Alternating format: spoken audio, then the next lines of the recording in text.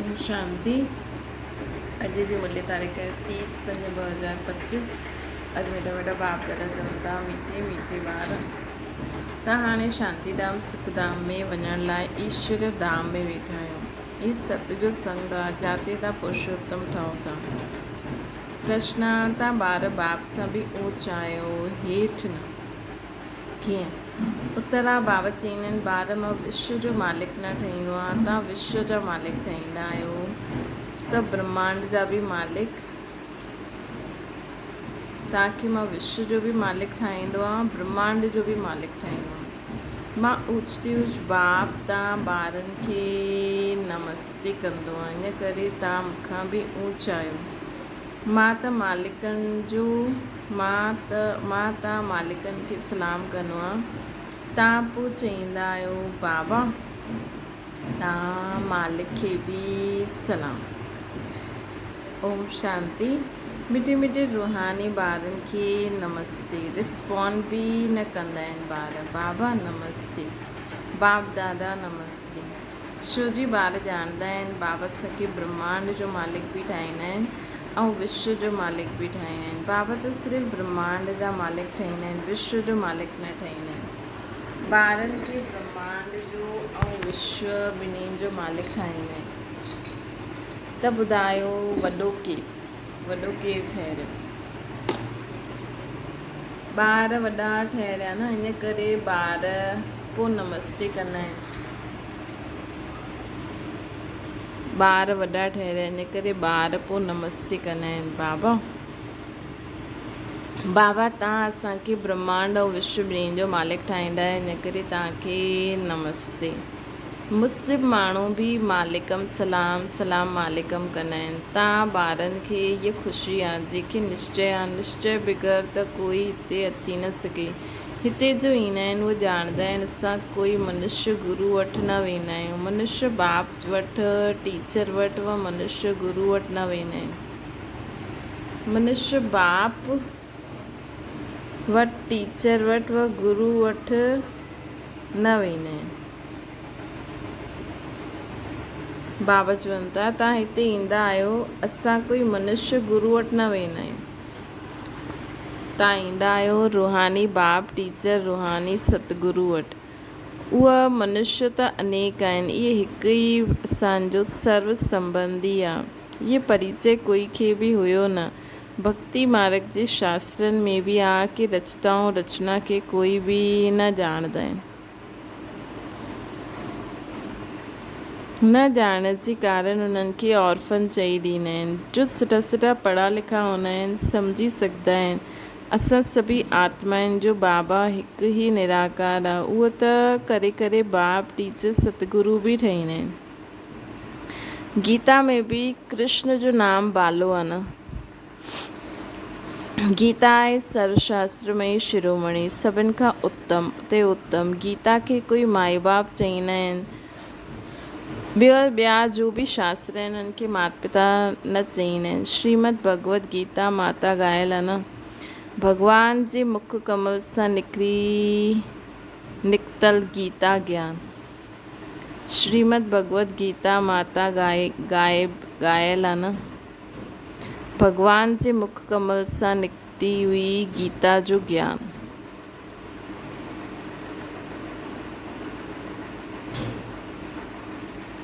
ऊच ते ऊच बाप आहे त ज़रूरु ऊच ते ऊच ही ॻायल हुई गीता थी वई क्रिएटर। ऊच ते ऊच बाबा गीता जो ज्ञान ॾिनो अथई त गीता थी वई क्रिएटर, है न। बाक़ी सभु शास्त्र उन्हनि जा पत्ता क्रिएशन आहिनि। रचना सां कॾहिं वरसो मिली न सघे, अगरि मिलंदो बि त अल्पकाल जे लाइ। ॿिया एतिरा ढेर शास्त्र आहिनि जंहिंखे पढ़ण सां अल्पकाल जो सुख मिलंदो आहे, हिकु जनम जे लाइ, है न। जो मनुष्य ई मनुष्य खे पढ़ाईंदा आहिनि।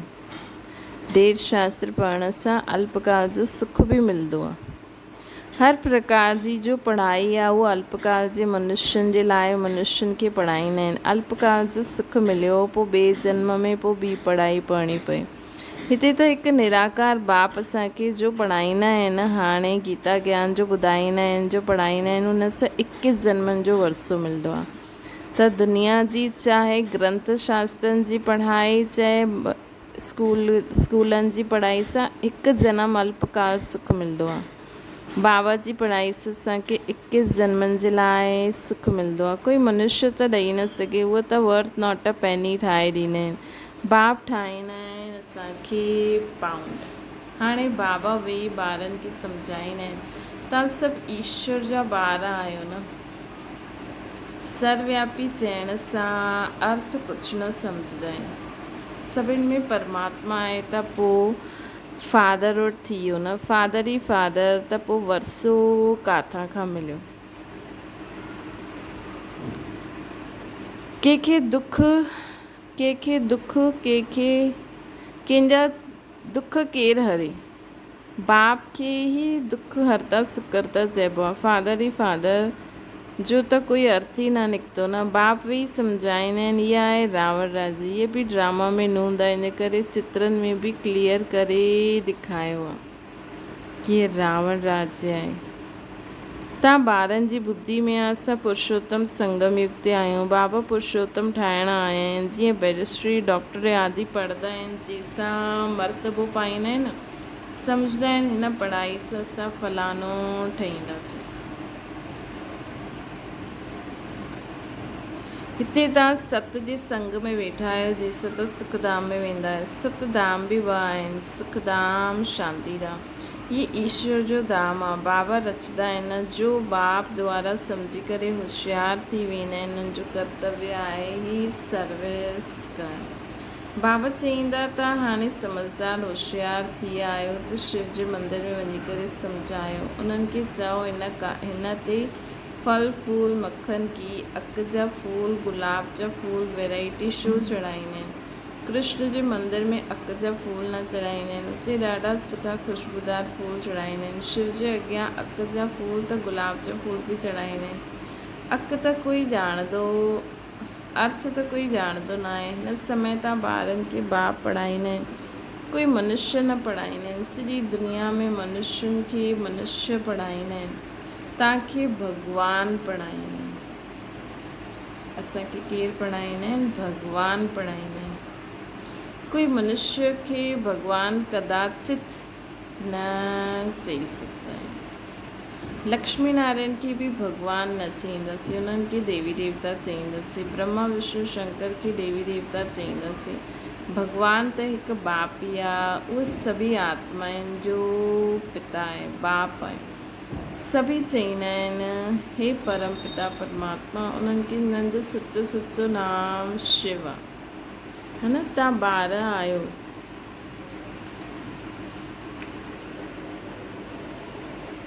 ॿार आहियो, सालिग्राम। पंडित माण्हू जॾहिं रुद्र यज्ञ रचंदा आहिनि त शिव जो वॾो लिंग ठाहींदा आहिनि, ऐं सालिग्राम नंढा नंढा ठाहींदा आहिनि। सालिग्राम चइबो आहे आत्मा खे, शिव चइबो आहे परमात्मा खे। उहे सभिनि जा बाप आहिनि। असां सभु भाउ आहियूं, चईंदा बि आहिनि न ब्रदरहुड। बाप जा ॿार असां सभु भाउ आहियूं। पोइ भाउ भेण कीअं? प्रजापिता ब्रह्मा जे मुख सां प्रजा रची, प्रजापिता ब्रह्मा जी संतान आहियूं, इन करे बी के आहियूं। प्रजापिता ब्रह्मा जे मुख सां बाबा प्रजा रची, प्रजापिता ब्रह्मा जे मुख सां प्रजा रची, उहा आहिनि ब्रह्मण ब्रह्मणियूं। असां प्रजापिता ब्रह्मा जी संतान आहियूं, इन करे बी के कहलाईंदा आहियूं। अच्छा, ब्रह्मा खे कंहिं पैदा कयो? भॻवान पैदा कयो।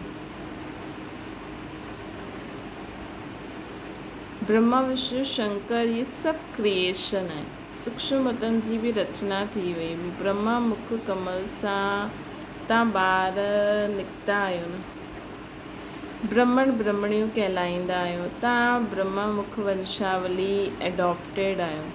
प्रजापिता ब्रह्मा ॿार कीअं पैदा कंदा आहिनि? ज़रूरु एडॉप्ट कंदा न।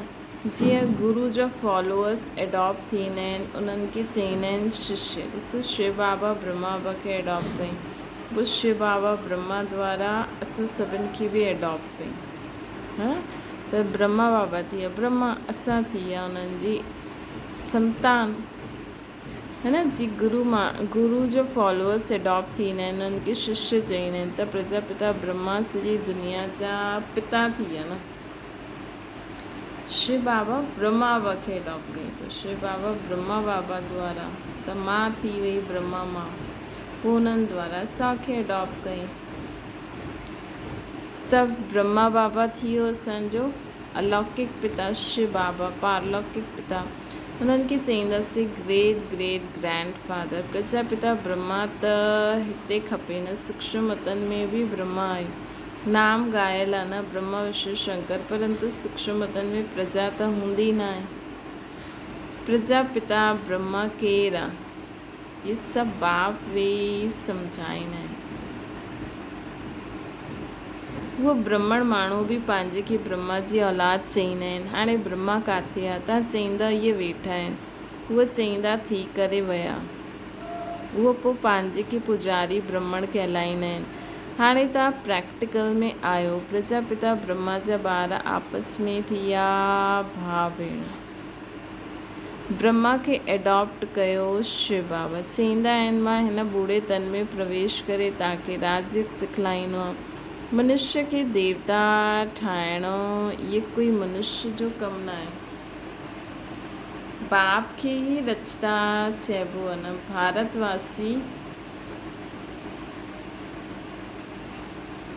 भारतवासी ॼाणंदा आहिनि शिव जयंती बि मल्हाइबी आहे। शिव आहे बाबा, मनुष्य खे पतो न आहे कि देवी देवताउनि खे राज्य कंहिं ॾिनो। स्वर्ग जो रचयिता आहे परमपिता परमात्मा, जंहिंखे पतित पावन चईंदा आहिनि। आत्मा असुल पवित्र हूंदी आहे, पोइ सतो रजो तमो में ईंदी आहे।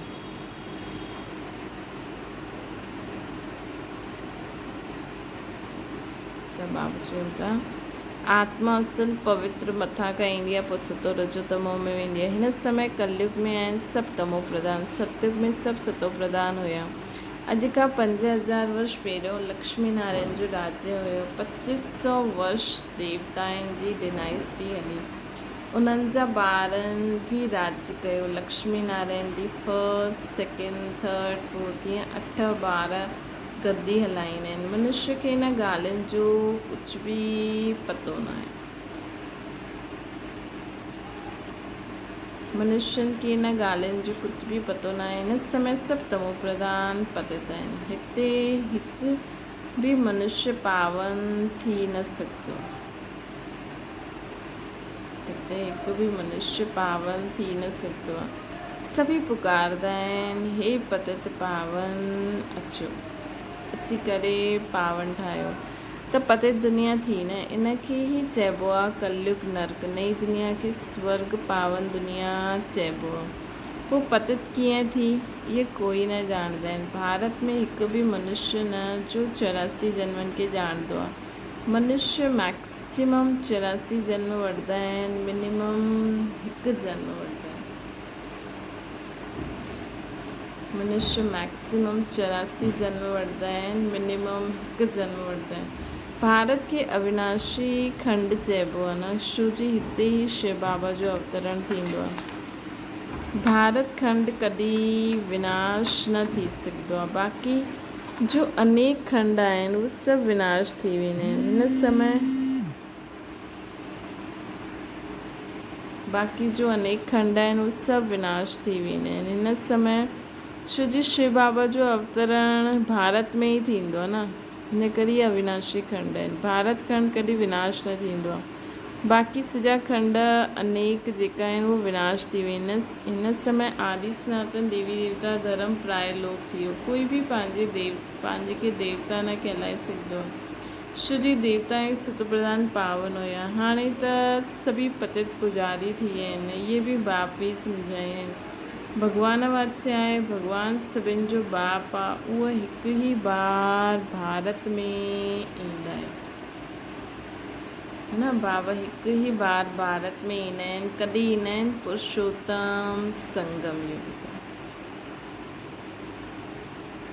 बाबा हिकु ई बार पुरुषोत्तम संगम युग ते हिन सृष्टि ते ईंदा आहिनि, जबकि बाप अची करे पतितनि खे पावन ठाहींदा आहिनि। तव्हां आया आहियो हिते मनुष्य खां देवता पुरुषोत्तम ठहिण लाइ। मनुष्य त इहे न ॼाणंदा आहिनि कि आत्मायूं निर्वाण धाम में रहंदियूं आहिनि, हुतां खां ईंदियूं आहिनि पाठ वॼाइण। हिते पाई हिन नाटक जी आयु आहे 5000 वर्ष। असां हिन बेहद जे नाटक में पाठ वॼाईंदा आहियूं। एतिरा सभु मनुष्य पाठधारी आहिनि, ये ड्रामा जो चक्कर फिरंदो ई रहंदो आहे। एतिरा सभु मनुष्य पाठधारी आहिनि, ये ड्रामा जो चक्कर फिरंदो ई रहंदो आहे, कॾहिं बंदि न थियंदो आहे। पहिरियों हिन नाटक में सतयुग में असां पाठ वॼाइण ईंदा आहिनि देवी देवता, पोइ त्रेता में क्षत्रिय। हिन नाटक खे बि ॼाणणो खपे। इहा आहे काटनि जो जंगल। सभु मनुष्य दुखी आहिनि। कलयुग खां पोइ सतयुग ईंदो आहे न। कलयुग में ढेर मनुष्य हूंदा आहिनि, सतयुग में केतिरा थोड़ा हूंदा आहिनि। आदि सनातन सूर्यवंशी देवी देवता ई हूंदा। ये पुराणी दुनिया हाणे बदिलणी आहे। मनुष्य सृष्टि सां पोइ देवताउनि जी सृष्टि थी वेंदी। हाणे मनुष्यनि जी सृष्टि आहे, पोइ देवी देवताउनि जी सृष्टि थी वेंदी। आदि सनातन देवी देवता धर्म हुयो, परंतु हाणे पंहिंजे खे देवता कहलाईंदा न आहिनि। आदि सनातन देवी देवता हुया, धर्म हुयो, हाणे पंहिंजे खे देवता कहलाईंदा न आहिनि। श्री पते थी विया आहिनि, पंहिंजे धर्म खे ई भुलिजी विया आहिनि। इहे सिर्फ़ु भारतवासी आहिनि जो पंहिंजे धर्म खे भुलिजी विया आहिनि। इहे सिर्फ़ु भारतवासी आहिनि जो पंहिंजे धर्म खे भुलिजी विया आहिनि। हिंदुस्तान में रहण जे कारण हिंदू धर्म चई ॾींदा आहिनि, पंहिंजे धर्म खे भुलिजी विया आहिनि सभु। ये सिर्फ़ु भारतवासी आहिनि जो पंहिंजे धर्म खे भुलिजी विया आहिनि।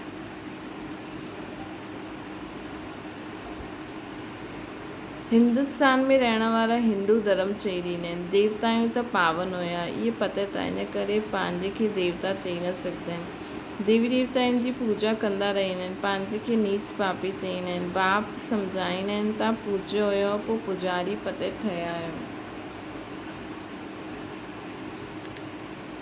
असां हमसो जो अर्थ बि सम्झायो, उहो चई ॾींदा आहिनि आत्मा सो परमात्मा।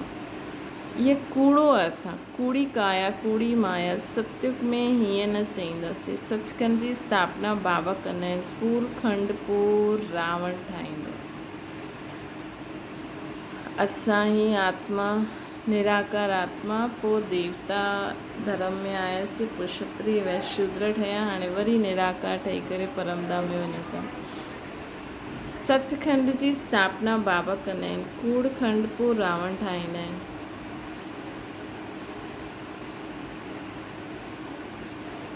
ये भी बाबा अची करे सम्झाईंदा आहिनि। आत्मा छा आहे, परमात्मा छा आहे, इहे कोई न ॼाणंदा आहिनि। चई ॾींदा आहिनि तव्हां आत्मा बिंदी आहियो, तव्हां में 84 जन्मनि जो पाठ नूंदल आहे। असां आत्मा कीअं आहियूं, इहे कोई ॼाणंदा न आहे। बाप चईंदा आहिनि, ॾिसो हाणे हिन ई संगम युग ते असां आत्मायूं ख़ुदि खे बि पहचानंदा आहियूं, बाबा खे बि पहचानंदा आहियूं। इहे बि पहचानंदा आहियूं कि मां कीअं कीअं पाठ वॼाए करे आई आहियां। कीअं मां आत्मा पहिरियों सूर्यवंशी, पोइ चंद्रवंशी, पोइ वैश्य, पोइ शूद्रवंशी ठहियमि। हाणे कीअं मां आत्मा वापसि खां शुद्ध पवित्र ठही करे वरी खां पंहिंजे घर वेंदमि, पोइ सतयुगी दुनिया में ईंदमि, वरी खां चकर में पाठ वॼाईंदमि। बाप चईंदा आहिनि तव्हां आत्मा बिंदी आहियो, तव्हां में 84 जन्मनि जो पाठ नूंदल आहे। असां आत्मा कीअं आहियूं, इहे कोई न ॼाणंदा आहियो। असां बैरिस्टर आहियूं, फलानो आहियूं, इहे ॼाणंदा आहिनि। बाक़ी आत्मा खे कोई हिकु बि न ॼाणंदा आहिनि। हीअं चवणु खपे, मां आत्मा बैरिस्ट्री जो पाठ थी वॼायां, बैरिस्टर ठही करे पाठ थी वॼायां, मां आत्मा फलाने जो पाठ थी वॼायां। बाबा इहे अची करे पहचान ॾींदा आहिनि। तव्हांजी आत्मा 84 जन्मनि जो पाठ अविनाशी तव्हांजी आत्मा में नूंदल आहे जो कॾहिं विनाश न थींदो आहे। ये पाठ कॾहिं असांजो विनाश न थींदो आहे 84 जन्मनि जो। ये भारत गार्डन ऑफ फ्लावर हुयो, सुखी सुख हुयो। हाणे त हिन दुनिया में दुखी दुख आहे, काटनि जो जंगल थी वियो आहे। इहे बाप नॉलेज ॾींदा आहिनि असांखे, है न। इहे बाबा असांखे अची करे सभु नॉलेज ॾींदा आहिनि। कीअं तव्हां गार्डन ऑफ फ्लावर्स में सुखी सुखी हुयो, कीअं तव्हां दुखी थी विया आहियो। तव्हां ॿार बाप द्वारा हाणे नई नई ॻाल्हियूं ॿुधंदा आहियो। सभिनि खां नई ॻाल्हि आहे त मनुष्य खां देवता ठहिणो आहे। तव्हां ॼाणंदा आहियो मनुष्य खां देवता ठहिण जी पढ़ाई कोई मनुष्य न पढ़ाईंदा आहिनि। वरी खां शुरू जी पॉइंट अची भॻवानु पढ़ाईंदा आहिनि, न भॻवान खे सर्वव्यापी चइण इहे त ॻाल्हियूं थी वई न। हाणे बाबा सम्झाईंदा आहिनि मां हर 5000 वर्ष खां पोइ अची करे भारत खे वरी खां स्वर्ग ठाहींदो, रावण नर्क ठाहींदा आहिनि। इहे ॻाल्हियूं दुनिया में ॿियो कोई न ॼाणंदा आहिनि कि कीअं बाबा हिनखे स्वर्ग ठाहींदा आहिनि, कीअं रावण हिनखे नर्क ठाहींदो आहे। बाबा ई अची करे तव्हांखे मनुष्य खां देवता ठाहींदा आहिनि। गायन बि आहे मूत पतीली कपिड़े धोए, हुते विकार हूंदा न आहिनि। इहा आहे ई संपूर्ण, उहा आहे ई संपूर्ण निर्विकारी दुनिया। हाणे आहे विशेष वर्ड, सॾ बि कंदा आहिनि न पतित पावन अचो। असांखे रावण पतित ठाहियो अथई, परंतु ॼाणंदा न आहिनि कि रावण कॾहिं आयो, छा थियो। रावण केतिरो कंगाल ठाहे छॾियो न मनुष्य आत्माउनि खे। भारत 5000 वर्ष पहिरियों केतिरो साहूकार हुयो, सोने हीरे जा महल हुया, केतिरो धन हुयो। हाणे त छा हाल थी वियो। सो बि बाबा सिरताज, बाबा जे सवाइ कोई भारत खे सिरताज ठाहे न सघे। भले माण्हू चवनि था मोदी मोदी भारत खे एॾो अॻियां थो खणी वठी वञे, लेकिन वो त सिर्फ़ु दुनिया, लेकिन भारत संपूर्ण पावन सोने जी दुनिया थी वेंदी। वो केरु ठाहे सघंदो आहे? शिव बाबा। शिव बाबा जे सवाइ कोई न ठाहे सघंदो आहे। हाणे तव्हां चईंदा आहियो शिव बाबा भारत खे हेवन ठाहींदा आहिनि। हाणे बाप चईंदा आहिनि मौत साम्हूं बीठो आहे, तव्हां वानप्रस्थी आहियो न, हाणे वञिणो आहे वापसि। इन करे पंहिंजे खे आत्मा सम्झो, मामिकम यादि करो त सभु पाप भस्म थी वेंदा। इन करे पंहिंजे खे आत्मा सम्झो, मामिकम यादि करो त सभु पाप भस्म थी वेंदा। अच्छा, मीठी मीठी सिकी लॾे ॿारनि प्रति माता पिता बाप दादा जो यादि प्यार ऐं गुड मॉर्निंग। रूहानी बाप जी सभिनि रूहानी ॿारनि खे नमस्ते। असांजी बि रूहानी माता पिता बाप दादा खे यादि प्यार गुड मॉर्निंग ऐं नमस्ते। धारणा जे लाइ मुख्य सार, असां ब्रह्मा मुख वंशावली ब्राह्मण स्वयं भॻवानु असांखे मनुष्य खां देवता ठाहिण जी पढ़ाई पढ़ाइनि था। असां ब्रह्मा मुख वंशावली ब्राह्मण आहियूं। स्वयं भॻवानु असांखे मनुष्य खां देवता ठहिण जी पढ़ाई पढ़ाइनि था।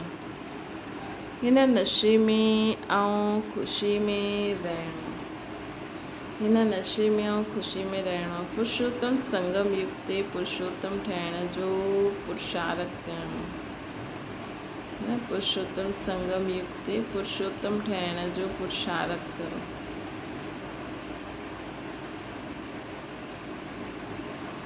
हाणे असांजी ॿियो आहे, हाणे असांजी वानप्रस्थ अवस्था आहे, मौत साम्हूं बीठो आहे, वापसि घर वञिणो आहे। इन करे बाबा खे यादि करे सभु पापनि खे भस्म करो।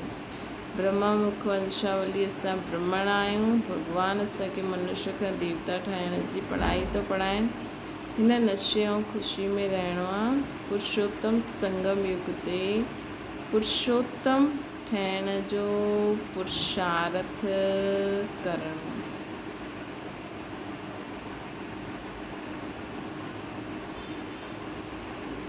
ॿियो असांजी वानप्रस्थ अवस्था आहे, इन करे मौत साम्हूं बीठो आहे, वापसि घर हलणो आहे। इन करे बाबा खे यादि करे ख़ुदि खे सभु पापनि सां मुक्त करणो।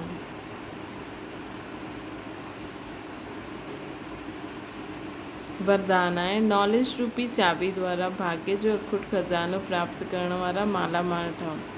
संगम युग सभी ॿारनि जो भाग्य ठाहिण लाइ नॉलेज रूपी चाबी मिलंदी आहे। संगम युग में ये चाबी लॻायो ऐं जेतिरो चाहियो ओतिरो भाग्य जो खज़ानो वठो। चाबी मिली ऐं मालामाल ठही वियो। जो जेतिरो मालामाल ठहींदा ओतिरी ख़ुशी हुनखे स्वतः थींदी रहंदी। त जेतिरो ज्ञान मिले थो हुनखे मनन चिंतन करे धारण करो ऐं पंहिंजो भाग्य ठाहियो, ओतिरी ख़ुशी असांखे मिलंदी। ईअं अनुभव थींदो जीअं ख़ुशी जो झरनो अखुट अविनाशी बहींदो ई रहंदो है न। ख़ुशी जो झरनो अखुट अविनाशी बहींदो ई रहंदो आहे। उहो सर्व खज़ाननि सां भरपूर मालामाल ॾेखारे में ॾींदा आहिनि। उहा आत्मायूं सर्व खज़ाननि सां भरपूर मालामाल थी वेंदियूं आहिनि, ॾेखारे में ॾींदियूं आहिनि। उन्हनि वटि कंहिं प्रकार जी अप्राप्ति न रहंदी आहे। कंहिं वटि जेका नॉलेज रूपी चाबी खे लॻाए खज़ानो पंहिंजो ठाहींदा रहंदा आहिनि। वरदान स्लोगन आहे बाप सां कनेक्शन ठीकु रखो त सर्व शक्तियुनि जी करंट ईंदी रहंदी। अव्यक्त इशारो रूहानी रॉयल्टी ऐं प्योरिटी जी पर्सनैलिटी धारण करो। जेतिरी पवित्रता आहे ओतिरी ब्राह्मण जीवन जी पर्सनैलिटी आहे। अगरि पवित्रता कम त पर्सनैलिटी कम। ये प्योरिटी जी पर्सनैलिटी सेवा में सहज सफलता दिलाईंदी आहे। लेकिन यदि हिकु बि विकार जो भी अंश मात्र आहे त ॿिया साथी बि हुन जे साथ ज़रूरु हूंदा। इन करे कोई बि विकार जो अंश मात्र बि न हुजणो खपे न। जीअं पवित्रता जो सुख शांति सां गहरा संबंध आहे उअं ई अपवित्रता जो बि पंज विकारनि सां गहरो संबंध आहे है न। इन करे कोई बि विकार जो अंश मात्र बि न रहे। पवित्रता जी पर्सनैलिटी द्वारा सेवा करणी है न। त बाबा चवनि था जी पवित्रता आहे त सुख शांति आहे। उहो अगरि हिकु बि विकार आहे त सभु विकार जो कुझु न कुझु हूंदो आहे। इन करे बाबा चवनि था कोई भी विकार जो अंश मात्र असांजे अंदर न रहे। सदा ये ध्यान रहे। संपूर्ण पवित्रता जी पर्सनैलिटी हुजे तॾहिं सेवा में सफलता मिलती है। अच्छा, ओम शांति। बाबा खे यादि करो।